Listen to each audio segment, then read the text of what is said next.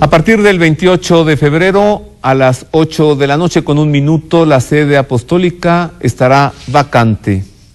Lo que seguirá es que el camarlengo convoque al cónclave de elección, de donde saldrá el sucesor de Pedro, el sucesor inmediato de Benedicto XVI. Sea usted bienvenido a La Libertad de Creer.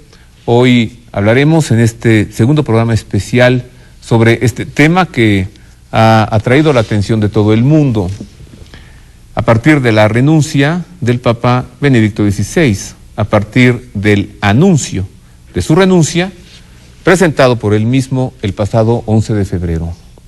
Hoy un programa especial para analizar. La semana pasada informamos, hoy analizaremos, pero siempre a partir de fuentes informativas serias y fidedignas. Hoy haremos comentarios, sí, presentaremos análisis, argumentos, sí, pero siempre con fuentes informativas. Comencemos entonces y revisemos qué es el Código de Derecho Canónico y cuál es la parte de este documento que norma y rige la vida de la Iglesia, que habla sobre la renuncia del Romano Pontífice y qué otras cosas comprende. El Código de Derecho Canónico es el conjunto ordenado de las normas jurídicas que regulan la organización de la Iglesia Católica Romana, la jerarquía de gobierno, los derechos y obligaciones de los fieles, los sacramentos y las sanciones que se establecen por la contravención de dichas normas. El actual Código de Derecho Canónico es producto de la reforma al código existente desde 1917, propuesta por Juan XXIII junto con la convocatoria al Concilio Vaticano II. Tras su muerte, Paulo VI nombró una comisión reformadora que a partir de diversas consultas elaboró 2 proyectos, uno en 1977 y otro en 1980, que fueron sometidos a varios estudios a partir de los que se elaboró un borrador en 1982, que fue la base del actual código promulgado el 25 de enero de 1983 por Juan Pablo II. El Código de Derecho Canónico se ordena en cánones a diferencia de los artículos en los textos legislativos civiles y está dividido en 7 libros referentes a distintos aspectos de la vida de la Iglesia, como son sus funciones de gobierno eclesial, enseñanza, santificación, la administración de sus bienes temporales, las sanciones y los procesos que el propio Código establece. En lo correspondiente al Romano Pontífice, el Canon 331 establece que es cabeza del Colegio de los Obispos, vicario de Cristo y pastor de la Iglesia Universal en la tierra, que tiene potestad ordinaria, suprema, plena, inmediata y universal en la Iglesia y que puede siempre ejercerla libremente. Afirma también en el Canon 332 que dicha potestad la obtiene mediante la elección legítima aceptada por él y que en caso de que el elegido carezca del carácter episcopal, debe ser ordenado obispo de inmediato. En el Canon 333, establece que el Papa se halla siempre unido por la comunión con los demás obispos, pero a él compete el derecho de determinar el modo, personal o colegial, de ejercer su oficio. No cabe apelación ni recurso contra una sentencia o un decreto del Romano Pontífice, establece también en el Canon 333 el derecho canónico. En cuanto a la renuncia de un papa, se establece en el Canon 332 que para que sea válida, se requiere que la renuncia sea libre, que se manifieste públicamente y no necesita que sea aceptada por nadie. En cuanto a la sede vacante, el Canon 335 establece que han de observarse las leyes especiales dadas para tal caso. Este es el Código de Derecho Canónico y como usted se puede dar cuenta, en el anuncio de su renuncia, el Santo Padre cumplió fielmente con los requisitos. Lo hizo en libertad, por voluntad propia y de manera formal y pública, al hacerlo en un consistorio público ordinario ante la presencia de los cardenales. Profundicemos en este tema, hagamos análisis, hablemos también de lo que está por venir y además, le aseguro, he pensado mucho en que en este programa podemos hacer un servicio y responder a muchas preguntas que se están dejando caer como una lluvia torrencial sobre que si el Papa Negro, que si las profecías de Fátima, que si las de San Malaquías, que si el sucesor es Pedro Romano, que cuántos papas más quedan. Todo esto pretendemos aclararlo hoy y además pues continuar con la parte informativa. Para ello he invitado a Luis Eduardo López Padilla, usted lo conoce bien, es más, recibí varios correos durante la semana y tweets que me dicen que lo invitara. Eres un mariófano reconocido, autor de más de 20 libros, conoce muy bien el tema de las revelaciones. Bienvenido, Luis Eduardo, gracias. Roberto, gracias por la invitación, como siempre, un gusto saludarte. Gracias. Además eres abogado. Sí. Y conoces bien lo que es un código. Sí. Entonces, como abogado que eres, sí está cumpliendo el Santo Padre con los requisitos formales para que se considere una renuncia válida o pudiese, posiblemente, si lo hubiera en algún tiempo futuro, algún elemento que se encontrara que determinara que no fue válida. Sí, no, en principio las condiciones, como tú bien acabas de anotar al iniciar el programa, están cumplidas conforme lo que exige el derecho canónico en el canon 332,2. Se establece un hecho que es inusual, que de hecho no ha ocurrido en los últimos 600 años, pero que ahora se dio, que un papa pueda renunciar a la sede de Pedro y por tanto dejar la sede vacante al momento en que la lleve a cabo, que en este caso será el próximo 28 de febrero. ¿Están dadas las condiciones? Sí, están dadas las condiciones. Lo ha expresado de manera libre y el contenido de sus palabras, su documento, él dice que después de una madura reflexión ha llegado a la conclusión de que por el bien de la Iglesia ha decidido renunciar para el 28 de febrero, lo cual también nos da una pauta de que no es una renuncia sospechosa, precipitada, de que en un momento se enfermó, entró a un hospital y luego dicen que ya renunció. No, todo está libre, está abierto, lo vieron los medios de comunicación, se retransmitió y anuncia su renuncia 17 días después. O sea, da una pauta más que razonable para que si hubiera alguna duda pudiera salir a la luz. Cosa que entendemos no va a ocurrir, que todo está en orden y por tanto habrá sede vacante el día 28 de febrero de este año. Mira, por los tiempos en los que vivimos y especialmente los mexicanos, que estamos tan acostumbrados a que se nos diga una cosa cuando la realidad fue otra. Así es. Que estamos acostumbrados a que la autoridad oculte la realidad de los acontecimientos. Creo que la primera reacción de mucha gente, sobre todo de México, fue decir, no, esto no es un acto libre, el Papa está siendo presionado, hay presiones curiales o peor, hay presiones del exterior del Vaticano que lo están orillando a esto. ¿Tú cómo lo ves? O sea, mi percepción, por lo como veo las cosas, y conforme lo que fue este pontificado de Benedicto XVI, me parece que es importante recordar que él hace 3 años, en la entrevista que le concedió a su biógrafo Peter Sibal, recogido en el libro Luz del Mundo, él maneja esa posibilidad. Y él dice que no solo vería un derecho, sino un deber renunciar al papado si él considerara que las condiciones para poder llevar adelante la función petrina no están dadas. O sea que ya lo hincó, ya lo adelantó hace 3 años y era algo que aunque es sorpresivo por el hecho poco común de una renuncia papal, pero dentro del contexto de lo que se vio años anteriores no es tan sorpresivo porque se lo mencionó a su biógrafo y está incluso en el libro que todo el mundo puede leer, Luz del Mundo.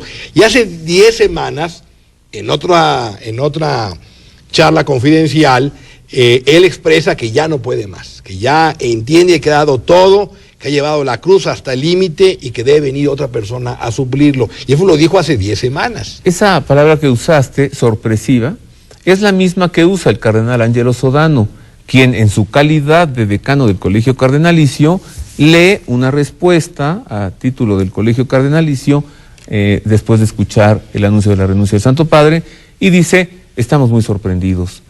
Palabra también que usó el padre Federico Lombardi en la inmediata rueda de prensa a la que convocó y dice, estamos sorprendidos, esto nos ha tomado por sorpresa. Claro.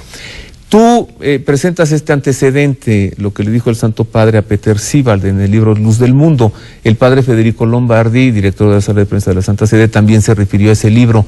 Pero, Luis Eduardo, ¿qué no fue el Papa quien dio una señal tiempo atrás, cuando en la misa del inicio formal del pontificado dijo una expresión muy curiosa. ¿Sabes ya a cuál me refiero? Sí, él ¿Qué dijo, es lo que dijo? Él dijo, rezad por mí para que por miedo no huyan de los lobos. Entonces la pregunta que nos hacemos es, ¿está huyendo de los lobos? O sea, claro, también si el agua suena, es que, si el río suena es que agua trae. Sí, no. Y si el Papa dijo eso, y 8 años después hace esto, pues claro, lo primero es, ahí está el ataque de los lobos. No, desde luego. ¿Y quiénes son los lobos? Sí, no, desde luego. Y hasta sí, cuervos ahora. Sí, pero A no impide B. Es decir, el que haya cuervos, el que haya lobos y el que haya luchas y pugnas y situaciones difíciles como las que le tocó vivir no solo a Benedicto XVI, sino a Juan Pablo II, al mismo Pablo VI, Juan Pablo I, que murió en circunstancias harto extrañas, el mismo Juan XXIII con el Vaticano II, que aparentemente como que hubo ahí dos pugnos, dos grupos claramente enfrentados. No es algo nuevo en la Iglesia, porque la Iglesia es divino y humana y hay filtraciones y hay poderes que quieren socavarla. Pero eso no quiere decir que el Papa, por esas presiones, que las hay, entonces luego mi renuncia es forzada y no es libre. Ese es de lo que el público tiene que tener claro. Muy bien, ya, está lo dijiste forzada, perfecto. está forzada, Sí. claro, digo, No está, obsta para que conste. no obsta para que conste. Hoy el Papa puede decir, se los dije, ya se los venía diciendo, pero esto no significa que lo hace presionado por la curia o por agentes externos. O que su acto de renuncia esté viciado y por tanto no es libre. No. Vamos a ver enseguida a uno de los papas que han renunciado. Para mí la cuenta es de 2, Gregorio XII y Celestino V. Sí. Algunos ven a otros, algunos erróneamente presentan a algunos antipapas como papas renunciantes. Pero vámonos hacia atrás. En la historia, el Papa Gregorio XII fue un papa que tuvo que renunciar para resolver el cisma de Aviñón. Así es. Cuando había un papa en Roma y otro en Aviñón, Francia. Este es Gregorio XII. Entre 1378 y 1417, la Iglesia se encontraba en un periodo histórico conocido como el Cisma de Occidente o de Aviñón, en el que varios papas, hasta 3, se disputaban el pontificado. Tras la muerte de Inocencio VII en 1406, los cardenales eligieron en Roma a Angelo Corrario, de casi 80 años de edad, el 30 de noviembre de 1406, quien tomó el nombre de Gregorio XII. Para terminar con el cisma, cada cardenal del cónclave había jurado abdicar al papado, de resultar electo siempre y cuando el opositor, Benedicto XIII, Papa de Aviñón, hiciera lo mismo. Así Gregorio XII confirmó el juramento tras su elección. Por su parte, Benedicto XIII expresó su deseo de reunirse en reconciliación del cisma y ambos acordaron reunirse en Savona. Pero como después Benedicto dio pistas de no estar dispuesto a renunciar y Gregorio manifestó su temor de ser aprehendido durante la reunión, ninguno de los dos acudió. Este fracaso provocó que 7 cardenales de Gregorio se reunieran con Benedicto a fin de convocar a un concilio en el que se depusiera a ambos papas y se eligiera a uno nuevo. El 5 de junio de 1409 el concilio depuso a ambos pontífices y eligió a Alejandro V el 26 de junio. De este modo la situación no mejoró porque en lugar de 2 papas ahora había 3. Por su parte, Gregorio XII, como pontífice legítimamente electo y reconocido como tal por reyes y príncipes italianos, convocó a celebrar otro concilio el 6 de junio en Aquilea. Allí Benedicto XIII y Alejandro V fueron declarados cismáticos, pérjuros y devastadores de la Iglesia. 6 años después, el concilio de Constanza del 4 de julio de 1415 logró poner fin al cisma al leer un documento de Gregorio XII en el que nombraba a los cardenales Malatesta y Dominici de Ragusa como sus representantes. En nombre del Papa, el cardenal Malatesta entregó la renuncia al pontificado de Gregorio XII, quien murió en olor de santidad, poco tiempo después de la elección de su sucesor, el Papa Martín V. Complicadito, ¿no le parece? Y con todo le aseguro que esta redacción que hicimos fue de lo más sencillo, ¿eh? Evidentemente no estamos en una situación así. no hay dos papas, no hay tres papas. Estamos ante una renuncia libre y, hasta donde se ve, sin presiones. Voy a hacer una pausa. Regreso. Le presentaré a otro papa renunciante, a Celestino V. Le presentaré también lo que dice el padre Federico Lombardi sobre la renuncia de Benedicto XVI. Y hablaremos también, por supuesto, sobre las profecías. ¿Qué es esto del Papa Negro? ¿Qué es esto de Pedro Romano? Las respuestas enseguida, después de esta pausa.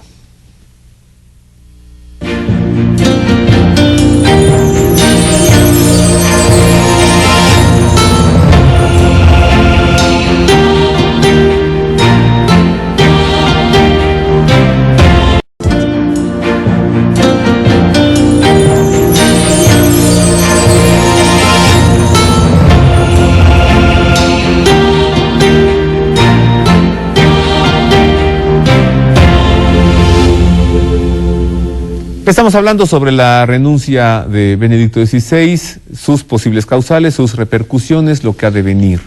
Entremos al tema de las profecías. Posiblemente usted se pregunte, ¿y José Alberto?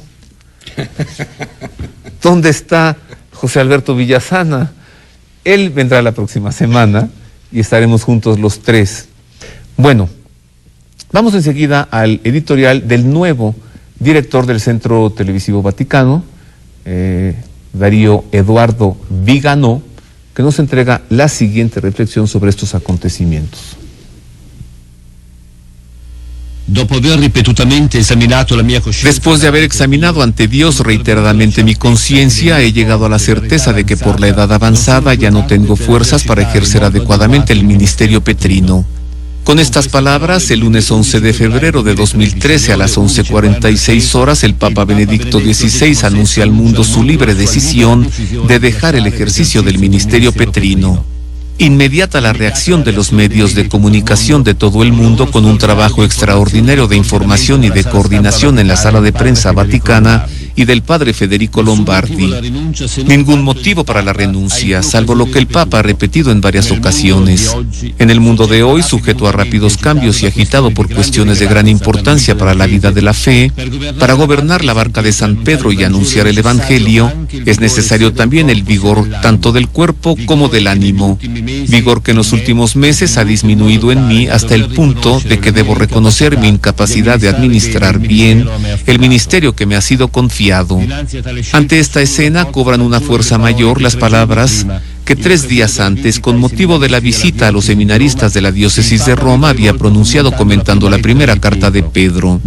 Nosotros, decía, somos herederos no de un determinado país, sino de la tierra de Dios, del futuro de Dios. Herencia es algo del futuro. Y así, esta palabra dice sobre todo lo que como cristianos tenemos en el futuro. El futuro es nuestro, el futuro es de Dios. Y así, siendo cristianos, sabemos que el futuro es nuestro y que el árbol de la iglesia no es un árbol moribundo, sino el árbol que vuelve a crecer siempre de nuevo. El primado de Dios se repite continuamente en las últimas intervenciones del pontífice. A los párrocos de la diócesis de Roma, en un encuentro sobre el concilio, les dice: me parece ahora retrospectivamente que fue muy bueno comenzar con la liturgia. Así se manifiesta el primado de Dios, el primado de la adoración. Algunos habían criticado que el concilio habló de muchas cosas, pero no de Dios. Habló de Dios. Y fue el primer acto. Y lo sustancial, hablar de Dios y abrir a toda la gente, a todo el pueblo santo, a la adoración de Dios, en la común celebración de la liturgia del cuerpo y la sangre de Cristo. Y también la liturgia del comienzo del camino de la Cuaresma, donde comentando al profeta Joel, que dirigiéndose al pueblo de Israel afirma: así dice el Señor, vuelvan a mí con todo el corazón, con ayunos, con llantos y lamentos. El Papa precisa que la expresión con todo el corazón significa desde el centro de nuestros pensamientos y sentimientos, desde las raíces de nuestras decisiones, elecciones y acciones, con un gesto de total y radical libertad. Y se pregunta: ¿pero es posible esta vuelta a Dios? Sí, porque hay una fuerza que no reside en nuestro corazón, sino que se desencadena desde el mismo corazón de Dios. Es la fuerza de su misericordia. Hablemos entonces ahora de las profecías. Luis Eduardo, Papa Negro, Pedro Romano San Malaquías, Fátima, Garabandal, Sí. La Salette, Sí. San Francisco de Asís. Así es. Es mucho que apunta a una situación calamitosa de un papa que está, que no está, que dos papas. ¿Qué nos Sí. dices de todo eso? O sea, Empecemos con el Papa Negro. No, el ¿Es Papa cierto Negro o no? es una expresión cultural, vulgar, de pueblo, sí, simplemente que deforma de manera equívoca el concepto de un antipapa que vendrá en algún momento dentro de la iglesia. Es decir, un papa ilegítimo. Un papa legítimo, porque finalmente, y vámonos a la escritura, San Pablo en la segunda carta a los Tesalonicenses, capítulo 2, dice que la venida del inicuo vendrá acompañada de una feria de milagros falsos y periódicos engañosos hasta sentarse en el templo santo de Dios. Y el mismo Jesucristo, citando a Daniel, habla de la abominación desoladora en el lugar santo. Entonces, el que la iglesia tenga prometida la asistencia del Espíritu Santo y que las puertas del infierno no vayan a prevalecer en contra de ella, no significa que no vaya a tener luchas, menoscabos, caídas. En una palabra, la iglesia tiene que pasar las mismas etapas que pasó su fundador, porque el discípulo no puede ser más que el maestro. O sea, un ministerio público, una pasión, una muerte, entre comillas la palabra muerte, y luego una resurrección gloriosa de la iglesia. Entonces la iglesia va, claramente, y hay cualquier cantidad de expresiones de los papas hacia una pasión. Lo dijo Pío X, que los enemigos estaban dentro de la iglesia, como también lo dijo Pablo VI. Y Benedicto XVI, en el avión que iba hacia Fátima, como digo, los 10 años, los enemigos están dentro de la iglesia. Sí, bueno, textualmente, lo que Benedicto XVI fue en el viaje en el avión a Londres, dijo, los ataques más fuertes contra la iglesia están viniendo de dentro de la iglesia. Sí, así es. Y Pablo VI nos dijo, de alguna manera, no sé cómo, el humo de Satanás se filtró por un resquicio hacia la iglesia. Sí, eso lo dijo el 29 de junio del 72. Pero se referiría a una profecía, se referiría a algo que estaba sucediendo o a la interpretación equivocada en algunos textos del Concilio Vaticano II. Fundamentalmente. Sí, porque él dice... Se toma esa expresión aislada y se dice, Sí. bueno, el diablo se metió. No, es que él dijo, parecía que después del concilio vendría un día de sol para la historia de la iglesia, pero por el contrario ha venido un tiempo de tempestad y oscuridad porque ha intervenido el poder adverso, Satanás. Son palabras textuales del Papa, y luego agrega que hay un periodo de autodemolición, de autocrítica dentro de la iglesia, y entonces menciona lo de esa humo que ha entrado, se ha filtrado por una rendija dentro del templo santo de Dios. Y el mismo Eugenio Pacelli, antes de ser Papa Pío XII, dice que la iglesia llegará a dudar, como Pedro dudó, ¿verdad? Es decir, hablando de los tiempos difíciles que se veían a la iglesia. El propio Benedicto XVI, cuando reza una de las sesiones del Via Crucis, estando todavía Juan Pablo II a punto de morir, ya no podía llevar el Via Crucis en Roma, lo reza Benedicto XVI, Ratzinger, y él dice en una estación, Señor, tu iglesia hace agua por todas partes. O sea, hay cualquier cantidad, no solo de profecías al interior de la Sagrada Escritura, y también en Apocalipsis, sino también otras privadas, y de la Santísima Virgen en Fátima, en Akita, Japón, aprobada por la Iglesia, donde habla de que llegará un momento en que habrá una división entre sacerdotes y sacerdotes, obispos y obispos, y cardenales contra cardenales. Entonces, ¿qué es lo que pasa? Lo que pasa es que la gente quiere ver en la renuncia de Benedicto XVI todo el cumplimiento de todas las profecías al unísono y al mismo tiempo, y eso no es posible, y eso está creando confusión. Y miedo. Y miedo, y confusión y miedo, y temor ante el futuro. Entonces, para eso son las profecías precisamente, para que sabiendo lo que iba a ocurrir, el pueblo fiel, el pueblo católico, nosotros como hijos de la iglesia, no fuéramos a perder la fe, porque eso ya estaba profetizado, porque es parte de la permisión del humo del infierno, del misterio del mal que habla San Pablo, para sacar un mayor bien dentro de la sabiduría infinita de Dios. Entonces sí hay un mal, sí hay una situación muy grave que se va a dar al interior de la iglesia y al nivel de la más alta jerarquía. Pero entonces vamos a ubicar esas profecías para no desfallecer y para poder soportarlas y no perder la fe. Entonces ese es el contexto, digamos, primario antes de abordar al detalle de las profecías. Vamos otra vez a Roma, vamos otra vez con fuentes informativas precisas. Le voy a entregar enseguida las palabras de Benedicto XVI consideradas como el último acto de su magisterio, cuando se reunió con el clero de Roma y cuando les habló él sobre el año de la fe, porque Benedicto XVI convocó al año de la fe, Si es el año de la fe, es el año del Papa que renuncia, pero hay que continuar hacia adelante.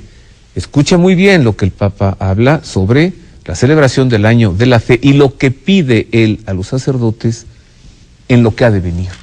Aunque me retire ahora, en la oración estoy siempre a su lado y estoy seguro de que también todos ustedes estarán cerca de mí, aunque para el mundo permanezca oculto.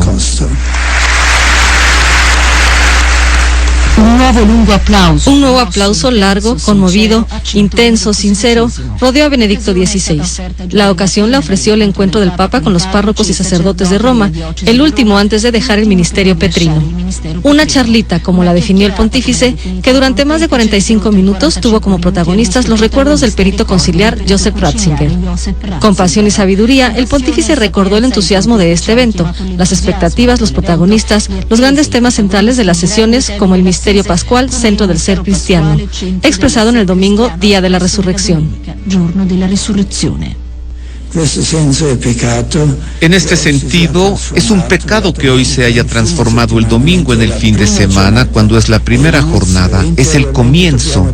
Interiormente debemos tener presente esto, que es el comienzo de la creación, es el comienzo de la recreación de la Iglesia, encuentro con el Creador y con Cristo resucitado. Con las precisas palabras de Benedicto XVI, tomó cuerpo una representación única del Concilio Vaticano II, un fresco de extraordinario vigor, la delicadeza de padre de Pablo VI y su gran respeto por la Asamblea, el diálogo con judíos y musulmanes, el problema entre escatología cristiana y progreso mundano, entre responsabilidad por la sociedad de mañana y la responsabilidad del cristiano ante la eternidad, el itinerario coral que llevó a la adopción de los documentos finales.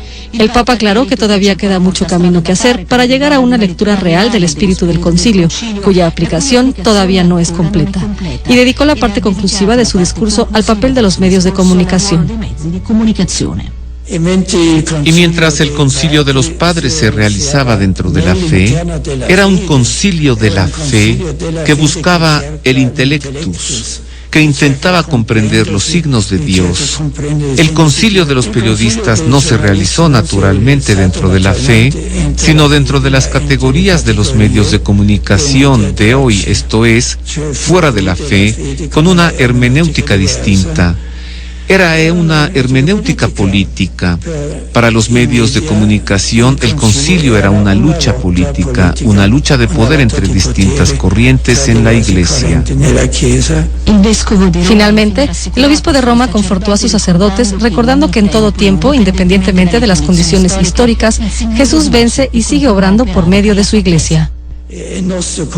Y es nuestra tarea, precisamente en este año de la fe, empezando por este año de la fe, trabajar para que el verdadero concilio, con su fuerza del Espíritu Santo, se realice y la Iglesia sea realmente renovada. Esperamos que el Señor nos ayude. Yo, retirado con mi oración, estaré siempre con ustedes y juntos vamos adelante con el Señor, en la certeza, el Señor vence. Gracias. Las palabras del Santo Padre. Hay que continuar con el año de la fe. El Señor vence. Y me parece que es muy sintomático lo que él dijo de la actitud de los medios de comunicación durante la celebración del Concilio Vaticano II hace 50 años, a lo que está sucediendo hoy en los medios de comunicación con tal diversidad de interpretaciones y argumentaciones.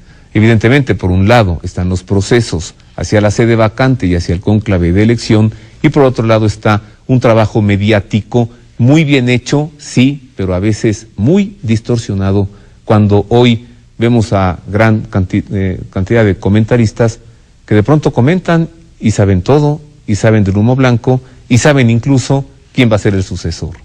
Hago una pausa, regreso para continuar con más de estas profecías, para continuar también y presentarle a usted al otro Papa renunciante, a San Celestino V. Volvemos con más.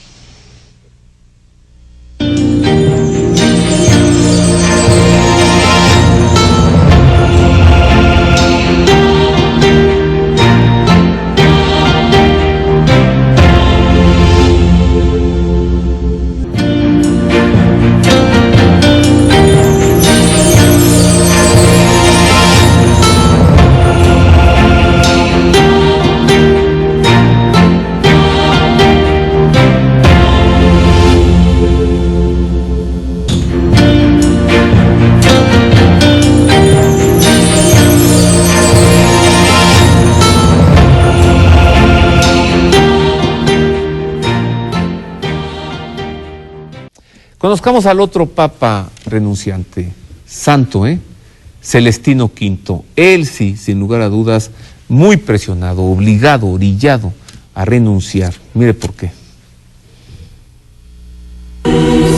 El Papa Celestino V convocó a los cardenales y al rey Carlos de Nápoles el 13 de diciembre de 1294 a un consistorio para dar lectura a su acta de renuncia al pontificado. De nombre Pietro Angelari de Murrone, es el Papa 192 en la lista de 264 sucesores de Pedro. Nació en Isernia, Italia, en 1221.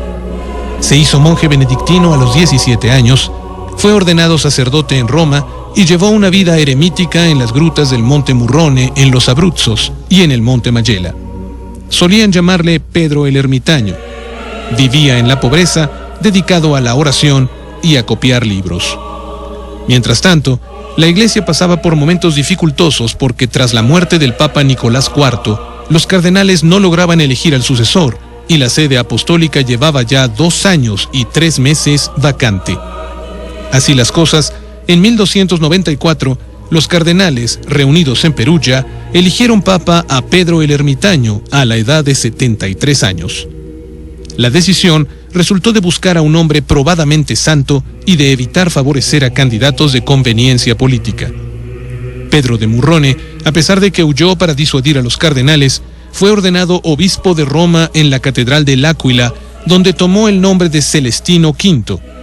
En lugar de residir en Roma, se instaló en una pequeña cabaña en el Palacio Real de Nápoles. El rey y varios miembros de la curia quisieron aprovecharse de la humildad del Papa, y como a él le pesaba no ser competente para enfrentar este tipo de exigencias del ministerio petrino, renunció al pontificado, se despojó de las vestimentas y ornamentos papales, se puso su hábito religioso, bajó del trono, se postró ante la asamblea y pidió a los cardenales que eligieran a un digno sucesor de Pedro. Luego se retiró al Monte Murrone, pero eran tantos los que lo buscaban que su sucesor, el Papa Bonifacio VIII, temió que se produjera un cisma y lo recluyó en el castillo de Fumone bajo vigilancia. Allí pudo continuar su monacato y allí murió en la pobreza en la que solía vivir, luego de profetizar su muerte. Con el tiempo, se descubrió que el Papa renunciante murió asesinado. Celestino V fue canonizado en 1313 y en julio de 2010, Benedicto XVI acudió a su sepulcro en L'Aquila para venerar su memoria y para decretar un año santo celestiniano. Luis Eduardo, ¿cómo ves eso? El Papa Benedicto XVI va a L'Aquila, venera a Celestino V, se quita el palio y lo deja allí. Bueno, ¿no es una señal, un cambio de luces fuerte que no supimos leer? Pues quizá ya él, lo que ha con una inspiración, tuvo el momento de dejar ahí su palio y de alguna manera como que anticipaba su renuncia, lo cual no quiere decir que sea forzada, obligada o que no sea válida. De alguna manera ya eso nos confirma pues que el Espíritu Santo quiso... A ver, perdóname. Dices, lo cual no quiere decir. Le voy a meter aquí limón y salecita. Sí. A ver, que no habrá tenido en aquellos momentos situaciones dificultosas y va ante los restos de Celestino V y dice, miren, yo puedo hacer una cosa como esta, si le siguen como van. Sí, y probablemente le siguieron así, pero eso no quiere decir que su renuncia fuera o sea inválida. O sea, está presionado, claro que está presionado porque la situación de la Iglesia se ha vuelto muy difícil y se va a poner peor. O sea, si la gente cree que este es simplemente el fin de la pasión, no, este es el comienzo de la pasión. Por eso las profecías apuntan a que lo que venga a partir de ahora va a ser mucho más complejo y difícil para la vida de la fe de la Iglesia y para la vida del católico por la situación tan difícil que tiene que enfrentar el próximo Papa. ¿Cuál es la fuente? Profecías que hablan de esto, ¿cuáles? No, por ejemplo, tú mencionabas antes del corte, la Virgen en Garabandal, España, en el año 62, a una de las videntes, Conchita González, le decía que después de Juan 23 vendrían 4 papas y después el final de los tiempos, y que uno duraría poco tiempo, que iba a reinar poco tiempo, por eso en realidad eran 3, aunque nominalmente son 4, que son Pablo VI, Juan Pablo I, que dura poco tiempo, Juan Pablo II y Benedicto XVI. Eso no quiere decir que no vaya a haber más papas, va a haber más papas, pero que a partir de este instante la situación de encono, de lucha, de deterioro de la iglesia en el orden humano va a ser mucho más visible, mucho más patente, aunado a las otras profecías privadas que hablan y visualizan en un futuro a un papa que se va a enfrentar a un falso, va a haber un cisma entre uno verdadero y uno falso que pudiera ser en este cónclave o en el que sigue, no necesariamente en este. Algunos lo quieren ver ahora porque, retomando la famosa profecía de San Malaquías, que se atribuye a este monje irlandés en el siglo... Que no es una profecía validada. Es privada, que puede tener sus interpretaciones o sus malas aplicaciones. Dice que supuestamente queda un papa más, Pedro Romano. El término Pedro Romano lo que simboliza, para que quede claro, es que ya no habrá más Pedros salidos de la iglesia de Roma. Sí habrá más pontífices en la historia de la iglesia hasta el fin del mundo, pero ya no más papas salidos de la iglesia que está en Roma, porque Roma eventualmente va a pasar por una gran prueba y será destruida. Por eso es el Pedro Romano, no porque se llame Pedro Romano, o porque el nombre del pontífice sea Pedro, o haya nacido en romano, como por ejemplo Monseñor Bertone, no necesariamente. Es el fin de una época, lo cual habla de una situación de persecución en contra de la iglesia. La pregunta es si realmente falta uno, según esa profecía, o faltarían dos, porque el texto original de esa profecía, que se descubrió en 1595, la impresión tipográfica del texto, dice que hay de Gloria Olive, punto, y abajo, in persecutione, y luego hay un punto. Y abajo viene Petrus Romanus. Gloria Olive sería el lema que le corresponde a según Benedicto la profecía XVI. de San Malaquías a Benedicto XVI. Así es. De Gloria Olive viene in persecutione, y hay un punto, lo cual me está indicando, o el autor de esa profecía indica que ahí está un lema más. Luego se le añadió Santa Romana Ecclesia Extrema Sedevit.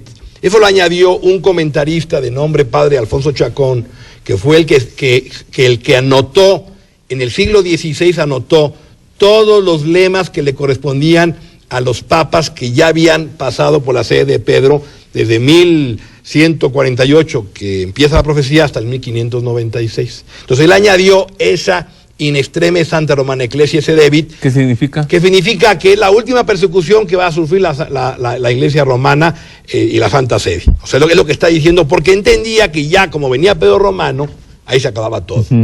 Sin embargo, del lema, repito, de la edición tipográfica inicial de 1595, no queda claro que sea uno, sino que podrían ser dos, in persecutione y luego Petrus Romanus. Lo que pasa es que en el siglo XVIII, el siguiente editor de la tipografía se le hizo muy fácil quitar el punto después de in persecutione y sumó toda la frase completa.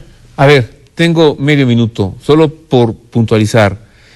De Laboris Solis, que es Juan Pablo II, sigue Gloria Olive, que es Benedicto XVI, y después Pedro Romano. Pero tú dices, con fundamento, que seguiría de Gloria Olive en persecución extrema a la Santa Iglesia Romana, y después luego Pedro Romano. Es decir, que la lista de San Malaquías pasaría de 112 a 113. A 113. Y vendría entonces un papa ahora, un papa legítimo, que sería el siguiente, y eventualmente después vendría el cumplimiento de la profecía de dos papas que de un cónclave van a enfrentarse. Pero eso lo dejamos, si quieres, para la siguiente semana. ¿Nos puedes dejar una conclusión de 15 segundos? De 15 segundos, que las profecías son para preservar la fe.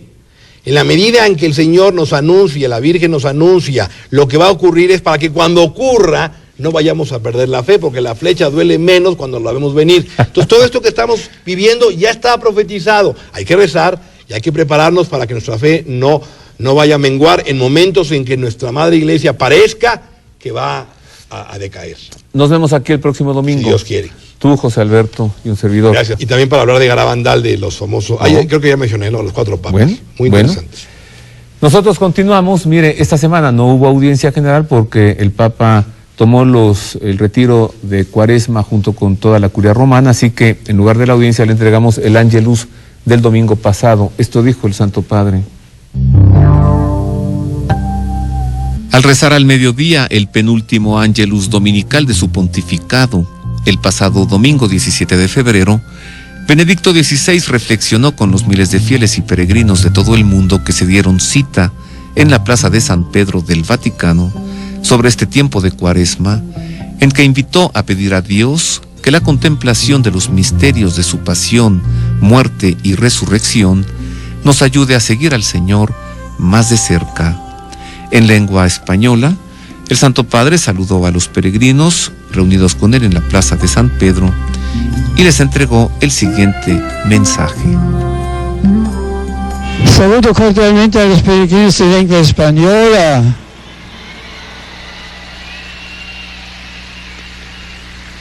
En particular al grupo del Colegio Sacerdotal Argentino de Roma. En esta Cuaresma pidamos al Señor que la contemplación de los misterios de su pasión, muerte y resurrección nos ayude a seguirlo más de cerca. Al mismo tiempo, de corazón agradezco a todos su oración y afecto en estos días.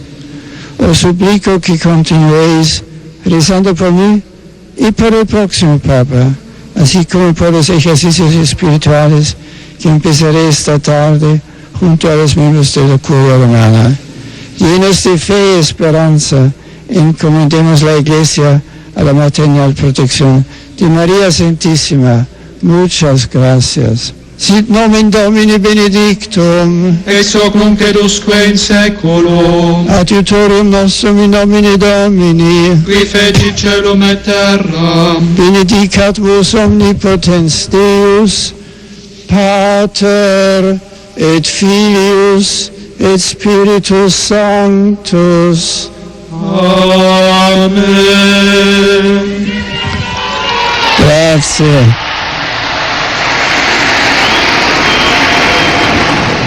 El domingo pasado, esta semana, el próximo miércoles, será la última audiencia de su santidad el Papa Benedicto XVI, el miércoles 27.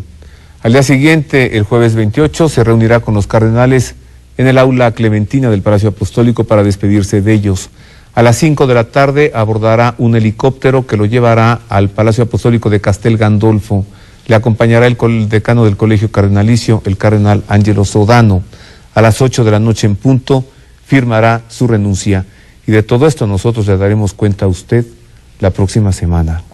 Ahora, vámonos otra vez a Roma para ver cómo reflexiona el vocero del Papa, el padre Federico Lombardi, director de la Sala de Prensa de la Santa Sede, sobre esta renuncia sorpresiva. La declaración de la renuncia al pontificado de parte de Benedicto XVI el lunes 11 de febrero sacudió al mundo, siendo tan inesperada e inusual para la mayoría dentro y fuera de la Iglesia y el Vaticano. Todos quedamos profundamente impactados y todavía estamos intentando enfocar su alcance y su significado. Pero para ser sinceros, es una decisión que sorprendió más a quien no lo conocía que a los que lo conocían bien y lo seguían con atención. Había hablado claramente de esta eventualidad en tiempos insospechables en el libro entrevista Luz del Mundo. Tenía una forma siempre discreta y prudente de hablar de los compromisos futuros de su pontificado. Quedaba absolutamente claro que estaba desarrollando una misión recibida en lugar de ejercitar un poder poseído. Verdaderamente no había sido falsa humildad aquella con la cual se calificó en el preciso comienzo de su pontificado como un humilde trabajador en la viña del Señor, siempre atento en emplear con sabiduría sus fuerzas físicas no exuberantes para poder desarrollar mejor la inmensa tarea encomendada, de forma para él inesperada en una edad más bien avanzada. Admirable sabiduría humana y cristiana de quien vive ante Dios en la fe, en libertad de espíritu. Conoce sus responsabilidades y sus fuerzas e indica con su renuncia una perspectiva de renovado compromiso y esperanza. Un gran acto de gobierno de la Iglesia, no tanto como alguien piensa, porque el Papa Benedicto ya no sentía las fuerzas necesarias para guiar a la Curia Romana, sino porque para afrontar hoy los grandes problemas de la Iglesia y del mundo, de los que él es más que consciente, se requiere fuerte vigor y un horizonte de tiempo de gobierno proporcionado a empresas pastorales de amplio respiro y no breve duración. Benedicto no nos abandona en el tiempo de la dificultad. Con confianza invita a la Iglesia a encomendarse al Espíritu y a un nuevo sucesor de Pedro. En estos días ha dicho que siente casi físicamente la intensidad de la oración y del afecto que lo acompaña. Nosotros, por nuestra parte, sentiremos la intensidad única de su oración y de su afecto a su sucesor y a nosotros. Probablemente esta relación espiritual será aún más profunda y más intensa que antes, comunión intensa en una libertad absoluta. Qué bien lo expresa el padre Lombardi. La cuaresma del año 2013 será una cuaresma muy especial, porque será una cuaresma con la sede vacante. Será una cuaresma con cónclave de elección, pero no deja de ser una cuaresma. Yo estoy cierto, estamos seguros, que la Semana Santa, las celebraciones serán presididas por el sucesor inmediato de Benedicto XVI. Mientras tanto, el Papa ha pedido oraciones para él y para su sucesor y para el desarrollo del cónclave. Vivamos esta cuaresma como Dios manda. Por hoy es todo. Feliz semana, le esperamos la próxima semana.